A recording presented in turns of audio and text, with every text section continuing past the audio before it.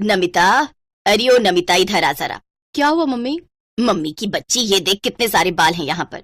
तो मैं क्या करूँ मम्मी? कितनी बार कहा है कि बाल खुले मत छोड़ा कर। एक तो तेरे बाल झड़ते ही जा रहे हैं, ऊपर से जहाँ देखो तेरे बाल पड़े रहते हैं। ये अच्छी बात नहीं है बेटी। ऐसे तो एक दिन में गंजी हो जाऊंगी मम्मी। मैंने सारे नुस्खे अपना कर देख लिए पर कोई फायदा नहीं हो रहा। तू चल, आज ही चलते हैं डॉक्टर के पास। ये है नमिता, जो एक छोटे से शहर में अपने माता पिता के साथ रहती थी और वहीं के एक कॉलेज में पढ़ती थी। वैसे तो नमिता बहुत सुंदर थी, पर समस्या ये थी कि उसके बाल बहुत झड़ते थे। एक वक्त था जब उसके खूब घने, काले और मुलायम बाल हुआ करते थे, पर फिर एक बार उसे तेज बुखार चढ़ा। बुखार तो ठीक हो गया, लेकिन तब से नमिता के बाल उसका साथ छोड़ने लगे। लेकिन बाल धोते हुए या फिर काटते हुए उसके ढेर सारे बाल इधर उधर फैल जाते। फिर उसी शाम, अब देख, जैसे जैसे डॉक्टर ने बताया है वैसे वैसे ये तेल, शैम्पू और ये गोलियां खाती रहना। माँ, इनसे मेरे बाल झड़ने बंद हो जाएंगे ना? उम्मीद तो है, बाकी मेरी समझ में तो यही आ रहा है कि तुझे अब जल्दी शादी कर लेनी चाहिए, वरना अगर देर हो गई तो कौन करेगा एक गंजी लड़की से शादी। नहीं माँ, मुझे अभी आगे और पढ़ना है। अरे पढ़ाई तो शादी के बाद भी हो जाएगी, पर अगर बाल चले गए तो फिर शादी कभी नहीं हो पाएगी, समझी? नमिता के लिए परेशान उसके माता पिता ने उसके लिए रिश्ते देखना शुरू कर दिए और फिर आखिरकार एक जगह बात बन ही गई। जिस लड़के से नमिता की शादी हुई उसका नाम कबीर था। कबीर बहुत ही अच्छा लड़का था, पर उसकी माँ मीनाक्षी बहुत ही तेज और चालाक थी। नमिता, हमारे यहाँ रिवाज है कि नई बहू रसोई में सबसे पहले कुछ मीठा बनाती है, तो तुम एक काम करो, आज बढ़िया सी सेवई बना लो। वैसे सेवई बनाना तो आता है ना? हाँ माँ जी, मैं बस अभी बना कर लाई। नमिता ने अपनी सास मीनाक्षी से कह तो दिया, लेकिन असल में रसोई में उसका हाथ जरा तंग ही था। अपने मायके में उसने कभी खाना वाना बनाने में दिलचस्पी नहीं ली, लेकिन आज उसे सेवई बनानी थी, तो उसने झट से मोबाइल उठाया और सेवई बनाने की रेसिपी देखकर सेवई बना भी दी। फिर कुछ देर बाद, अरे वाह, देखने में तो ठीक ही लग रही है। कबीर आजा बेटा, देख बहू ने सेवई बनाई है। कबीर और मीनाक्षी दोनों सेवई खाने के लिए बैठ गए, पर जैसे ही मीनाक्षी ने पहली चम्मच मुंह में डाली, उसका मुंह बन गया। हे भगवान, कितना मीठा डाल दिया तुमने। सारा मुंह चिपचिपा हो गया। अब ले जाओ इसे। बेचारी नमिता अपनी सास की बात सुनकर उदास हो गई कि तभी उसकी सास ने उसे रोका। एक मिनट, ये क्या है? सॉरी माँ जी, लगता है मेरा बाल गिर गया सेवई में। एक तो मीठा जहर बना दिया और ऊपर से बाल भी गिरा दिया उसमें। ओहो हो, हमारे तो करम ही फूट गए। अब क्या करेंगे ऐसी बहू का। नमिता अपने कमरे में जाकर रोने लगी। रसोई के पहले दिन ही बहुत बड़ी गड़बड़ हो गई थी उससे, लेकिन उसने हार नहीं मानी। उसने रात को ही मोबाइल में आलू पूरी की रेसिपी देखी और फिर सुबह जल्दी से नहा धोकर नाश्ता बनाने लगी। फिर थोड़ी देर बाद, माँ जी आ जाइए, नाश्ता तैयार है। नमिता की आवाज सुनकर मीनाक्षी और उसका बेटा कबीर खाने के लिए बैठे, लेकिन खाने का पहला निवाला लेने के बाद ही, नमिता, ये क्या है? पहले ही निवाले में तुम्हारा बाल निकला है। बहू, तुम अपने केश बांध कर ही रसोई में जाया करो। हमारे यहाँ खाना खाते हैं, बाल नहीं। और ये सब्जी में कितनी मिर्च छोंक रखी है तुमने? तुम्हें तुम्हारी माँ ने खाना बनाना भी नहीं सिखाया क्या? नमिता से कुछ कहा नहीं गया। वो चुपचाप अपनी आंखों में आंसू लिए अपने कमरे में चली गई। फिर गुस्से से उसने कैंची उठाई और अपने बाल काटने ही वाली थी कि तभी कुछ सोचकर वो रुक गई। रुक जा नमिता, ये क्या कर रही है? अगर तूने अपने बाल काट लिए तो कितनी अजीब लगेगी तू। ये तेरा मायका नहीं है, ससुराल है। अरे अपने पति के बारे में तो सोच। तो मैं क्या करूं? जब मैं खाना बनाती हूँ कहीं न कहीं से कोई बाल टूट कर खाने में गिर जाता है। अब जब ये बाल ही नहीं रहेंगे तो फिर खाने में कैसे निकलेंगे? नमिता अपने कमरे में ये सब सोच रही थी, तभी उसकी सास ने उसे आवाज दी। नमिता, मैं जरा कबीर के साथ डॉक्टर के पास जा रही हूँ, दरवाजा बंद कर लो। जी माँ जी, आई। नमिता जैसे ही घर का मेन दरवाजा बंद करने को हुई, तभी दरवाजे के उस तरफ से एक बूढ़ी औरत ने उसे पुकारा। बेटी, अम्मा को बहुत भूख लगी है, अब कुछ खाने को। तुम तो आलू पूरी खाई लो, और किसी ने तो खाई नहीं। इसके बाद नमिता उस बूढ़ी औरत के लिए अपनी बनाई हुई सब्जी और पूरियां लेकर आई और फिर, पूरी अच्छी है, बस सब्जी में थोड़ी सी मिर्ची ज्यादा हो गई। हाँ माँ जानती हूँ, पर मैं क्या करूँ? मैं कितनी भी कोशिश करूँ, खाना बनाने में कुछ न कुछ गड़बड़ हो ही जाती है मुझसे। कोई बात नहीं। ओहो, ये क्या आ गया मुंह में? बूढ़ी औरत के मुंह में भी नमिता का बाल आ गया था। ये देखकर नमिता रोने लगी और बूढ़ी औरत के पूछने पर अपनी सारी समस्या उसे कह सुनाई। बूढ़ी औरत ने नमिता को चुप कराया और फिर अपने थैले में हाथ डाला। ये लो बेटी, ये कंघी है और ये सब्जी चलाने की कंछुली। अगली बार जब खाना बनाने जाओ तो पहले इस कंघी से बाल बना लेना और खाना बन जाने के बाद इस कंचुली से 2 बार सब्जी चला देना, ठीक है? क्या पता कुछ असर हो ही जाए। ठीक है अम्मा। और कुछ लाऊं क्या आपके लिए? नहीं, अभी नहीं, पर आऊंगी एक दिन तेरे हाथ का खाना फिर से खाने। इतना कहकर वो बूढ़ी औरत वहाँ से चली गई। शाम को नमिता ने खाना बनाने से पहले बूढ़ी औरत की दी हुई कंघी से अपने बाल बनाए और फिर सब्जी बनाने के बाद उसी कंचुली से उसे चला भी दिया। फिर वो हुआ जिसकी नमिता को उम्मीद ही नहीं थी। उस दिन नमिता के बनाए खाने में ना तो कुछ कम था और ना ही कुछ ज्यादा। और तो और उस दिन खाने में एक भी बाल नहीं निकला।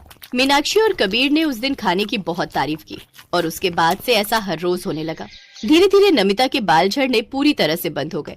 अपने लंबे काले और घने बालों के साथ अब नमिता बहुत खुश थी। बस उसे इंतजार था तो उन बूढ़ी अम्मा का।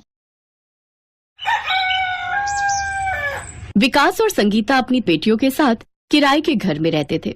वो दोनों अपने खेत में तरबूज की खेती करके उसे बाजार में बेचकर अपनी रोजी रोटी चलाते थे। उनकी बड़ी बेटी दिव्या 10 साल और छोटी बेटी गुंजा 6 साल की थी।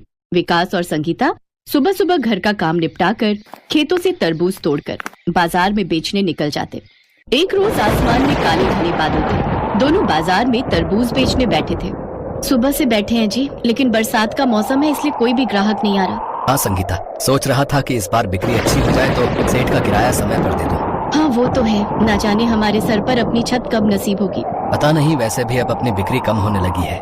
वो दोनों बातें कर ही रहे थे कि तभी आसमान में जोर से बादल गड़गड़ाने लगे। अरे ये क्या, बहुत तेज बारिश आने वाली है, जल्दी सारा सामान समेट लो जी। दोनों ने जल्दी से तरबूज की टोकरी उठाई और घर की ओर जाने लगे। लेकिन वो दोनों इस बात से अनजान थे कि रास्ते में काल बनकर बैठी मौत उनका इंतजार कर रही है। बीच रास्ते में पहुंचते ही अचानक विकास का पैर तूफान में टूटे हुए बिजली के तार पर पड़ा और उसकी जोर से चीख निकली। क्या हुआ जी? संगीता ने जैसे ही विकास का हाथ पकड़ा उसे जोर का बिजली का झटका लगा और वो दूर जाकर गिरी। उसे समझते देर नहीं लगी कि बिजली का करंट लगने से उसके पति की मौत हो गई और इस सदमे में संगीता भी अपने होश खोकर वहीं पड़ी रही। उधर रात भर दोनों बच्चियां अपने माता पिता के इंतजार में चौखट पर बैठकर रोती रही। सुबह विकास की लाश और सदमे में जा चुकी संगीता को घर लाया गया। गांव वालों ने जैसे तैसे विकास का अंतिम संस्कार किया। संगीता की आंखों में आंसू की बूंद तक नहीं थी। वो तो बस गुमसुम बैठी रही। दोनों बच्चियां अपने माँ बाप की ऐसी हालत देख खूब रोई। दीदी, अब क्या हमारे बाबा कभी नहीं आएंगे? और माँ, वो कभी ठीक नहीं होगी। उनके पास खड़ी उनकी बुआ ने दोनों को गले लगाकर कहा, चुप हो जाओ बच्चों, अब वो दोनों कभी नहीं लौटेंगे। आखिर मकान मालिक भी कब तक चुप रहता। उसने दिव्या से कहा, देखो भाई, कहने में तो अच्छा नहीं लग रहा, लेकिन आप लोग मेरा कमरा खाली कर दो। मेरा पिछला किराया भी विकास ने चुकाया नहीं और अब आगे तो कोई गुंजाइश ही नहीं है किराया मिलने की, तो इसलिए अब तुम मेरा ये घर खाली कर दो जी। ये सुनकर दिव्या रोने लगी, लेकिन तभी उनकी बुआ बोली, चलो लड़कियों, तुम मेरे साथ मेरे घर चलो। कोसी बुआ दोनों लड़कियों और संगीता को अपने साथ ले तो गई, लेकिन कुछ ही दिनों में उसे वो बोझ लगने लगी। ऐसे ही एक रोज दिव्या ने बुआ और फूफा की बातें सुन ली। अब क्या करूँ जी, यहाँ नहीं लाती तो लोग कहते कि बुआ के होते हुए बच्चे सड़क पर ठोकरे खा रहे। माँ तो वैसे ही होने ना होने के बराबर है। तो अब क्या उम्र भर का ठेका ले रखा है हमने? लड़कियां हैं, कल को दहेज भी देना पड़ेगा। अब लड़के होते तो कुछ कमा कर तो लाते। तो अब कहाँ भेजूं इन्हें? अरे जंगल में छोड़ा, खाने में कुछ मिलाकर खिला दे, कम से कम छाती पर से बला तो टलेगी। ये बात सुनकर दिव्या रो पड़ी। क्या हुआ दीदी, आप क्यों रो रही हो? चल बहन, हम यहाँ नहीं रहेंगे। दिव्या अपनी माँ और बहन के साथ वहाँ से निकल गई। वो उस गांव से बहुत दूर निकल आई थी। चलते चलते गुंजा ने कहा, दीदी अब तो बहुत तेज भूख लगी है, भूख बर्दाश्त नहीं हो रही। वो देख गुंजा, सामने क्या है? नदी, उसमें से चलकर पानी पीते हैं, थोड़ी भूख शांत हो जाएगी, फिर खाने का कुछ सोचते हैं। दोनों खाने के लिए कुछ न कुछ ढूंढने लगी, लेकिन उनके पास खाने के लिए कुछ नहीं था। तभी उन्हें एक चरवाहा मिला। दिव्या ने उससे पूछा, यहाँ से हमारा गांव कितनी दूर है? हम कब से चले जा रहे हैं, लेकिन हमारा गांव आ ही नहीं रहा। अब तो पेट में चूहे भी कूदने लगे हैं। अरे लेकिन तुम्हारे गांव का नाम क्या है और तुम कहाँ से आई हो? तुम्हारा घर कहाँ है और तुम तीनों इस जंगल में क्या कर रही हो? हम बादलपुर गांव से हैं। ये हमारी माँ है जिन्हें कोई होशो हवास नहीं है। बाबा का देहांत हो चुका है। ये सुनकर चरवाहे को उन पर दया आ गई। वो बोला, बेटा मैं चरवाहा हूँ और हमेशा अपना खाना लेकर आता हूँ, तुम मेरा खाना खा लो। मैं तो खुद खेतों में खाद डालकर सोता हूँ। घर तो मेरे पास भी नहीं है, नहीं तो मैं तुम्हें अपने यहाँ ठिकाना दे देता। कोई बात नहीं काका, आप हमें बादलपुर का रास्ता बता दो। उस चरवाहे ने उन्हें रास्ता बता दिया। वो चलते चलते अपने गांव की ओर पहुंच गए। फिर अपने उस खेत में गए जहां उनके माँ बाबा खेती करते थे। उस खेत में अभी भी कई सारे तरबूज लगे हुए थे। उन्होंने कुछ तरबूज खाने के लिए तोड़े। दीदी अब हम रहेंगे कहाँ? तभी काले बादल होने को आ गए और जोर से बिजली कड़कने लगी। ये देख संगीता को वो रात याद आ गई और वो जोर जोर से चिल्लाने लगी, नहीं नहीं गुंजा के बापू, आप हमें छोड़कर नहीं जा सकते। इतने दिनों बाद अपनी माँ के मुंह से आवाज सुनकर दोनों लड़कियां बहुत खुश हुई और वो अपनी माँ से लिपट कर रोने लगी। संगीता के होश वापस आ गए। साथ ही इतने दिनों में जो कुछ उसने देखा सुना वो सब कुछ उसे याद आ गया। खेत में इतने सारे तरबूजों को देख संगीता ने कहा, तुम्हारे बाबा हमेशा कहते थे कि मैं अपने इस खेत के पास ही तरबूज का घर बना लूंगा और अपने परिवार के साथ उसी में रहूंगा। अपनी माँ के मुंह से ये बात सुनकर दिव्या को एक आइडिया आया।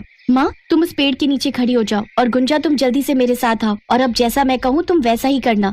कुछ ही देर में दोनों बहनों ने काफी सारे तरबूज तोड़ लिए। फिर जल्दी से उनसे रहने के लिए एक बहुत ही सुंदर तरबूज का घर बनाकर तैयार कर लिया। फिर जैसे ही तेज बारिश शुरू हुई वो झट से अपने उस तरबूज घर में चली गई। कुछ ही दिनों में सारे गांव और आसपास के गांव में उनके तरबूज घर की बात फैल गई। अब लोग दूर दूर से उनके जैसा तरबूज घर बनवाने आने लगे, जिससे दोनों बहनों की कमाई अच्छी होने लगी। फिर अपनी माँ का इलाज और दवाइयाँ उन्होंने अच्छे से अस्पताल में करवाया, जिससे कुछ ही दिनों में वो पूरी तरह ठीक हो गई और अब वो सब एक साथ खुशी खुशी रहने लगे।